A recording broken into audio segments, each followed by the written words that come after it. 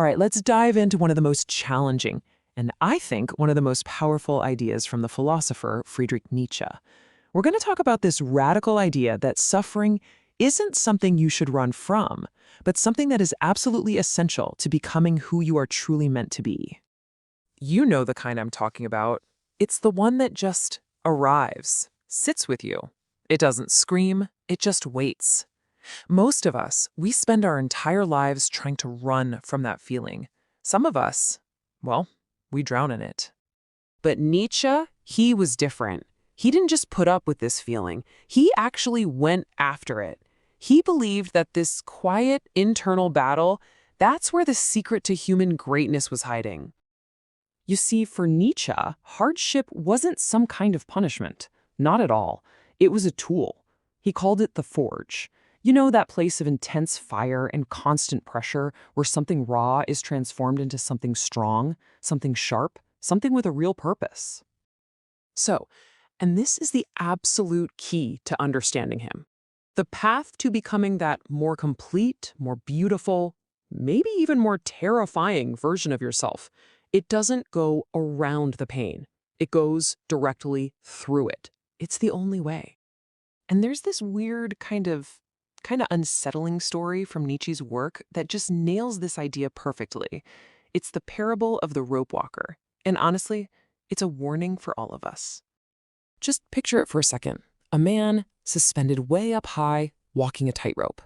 Every single step is a risk, right? A dance with total oblivion.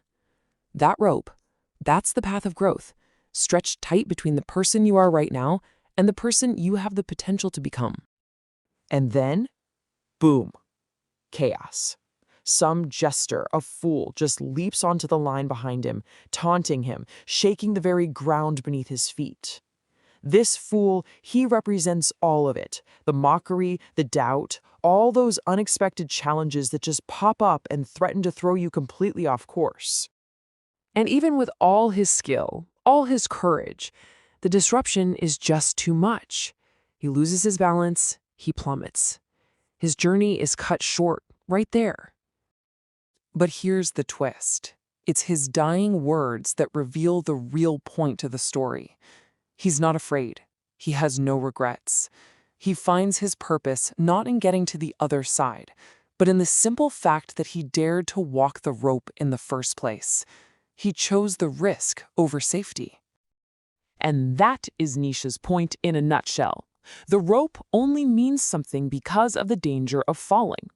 A life where you can't possibly suffer is a life where you can't possibly grow in any meaningful way. You're not really living, you're just existing. Now you might be sitting there thinking, okay, this is some deep abstract philosophy. But Nietzsche wasn't just talking to people back in the 1800s. No way. He was aiming this warning squarely at us, at a world that is built on one thing: avoiding discomfort at all costs. I mean, think about it. We've literally engineered a reality to smooth over every single rough edge. We freak out the second things stop feeling easy. We have 1,000 different ways to distract ourselves from that quiet suffering we talked about at the beginning. And here's the brutal truth of it all. A life that's totally dedicated to avoiding pain, well, according to Nietzsche, it doesn't lead to happiness. It leads to emptiness. It creates a person with no depth, no resilience, no story worth telling. Just look at nature, right? It shows us this principle everywhere. Strength requires friction. To get stronger, a muscle has to literally tear on a microscopic level. A butterfly that's helped out of its cocoon, it can't fly. Why? Because the struggle is what pushes fluid into its wings.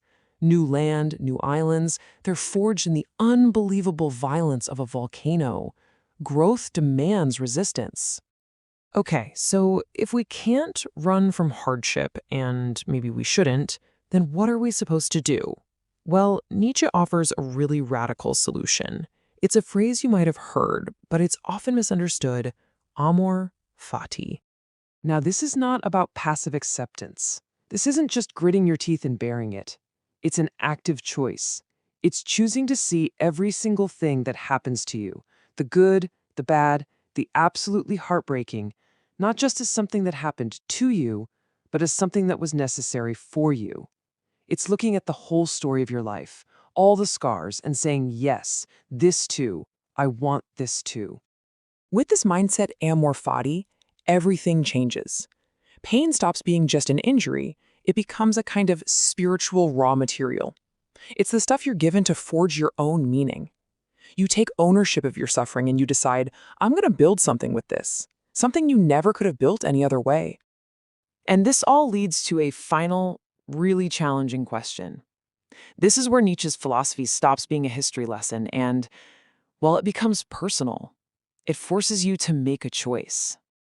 So, here it is, the choice, laid out right in front of you. On one side, you've got the path of comfort. It promises safety, but really, it leads to stagnation. And on the other side, the path of suffering. It demands growth, it forges strength, but it offers you zero guarantees of safety. So here's the first dangerous question for you. Just think about all the energy you spend avoiding discomfort, numbing it out, distracting yourself. What if all of that energy was turned around and channeled into facing it? What then? Maybe the struggle you're in right now isn't the end of the story. Maybe it's a doorway, a moment that's breaking you open, not to destroy you, but to reveal a part of you that is capable of becoming something extraordinary. This is that forged metaphor made real. We all admire the strength of a perfectly crafted sword, but we forget the violent, brutal process it had to go through to get that strength. Nietzsche believed human beings are exactly the same. So in the end, it all boils down to this. We all want to become something more, but we rarely want to pay the admission fee. But what if the hardship is the price? Are you willing to pay it for the person you could become? Are you going to spend your one and only life avoiding the very thing that could make it rare and beautiful and strong? There is something incredible waiting on the other side of your fear. The only question left is, will you walk into the fire